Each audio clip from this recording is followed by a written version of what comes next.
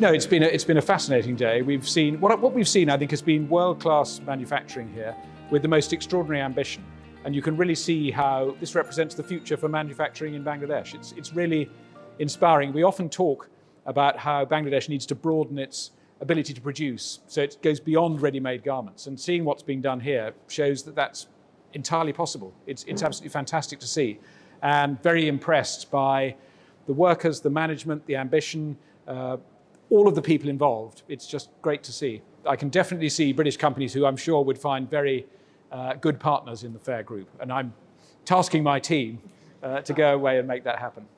Well, I think what we saw is, we saw a young team of mixed men and women working together completely equally on the factory floor, producing world-class products in Bangladesh. And I think that's the future for Bangladesh. And it's great to see it being put into action here. And it's a really good example. When people say, can things be produced to global standards in Bangladesh? Well, here's the answer. Yes, they can.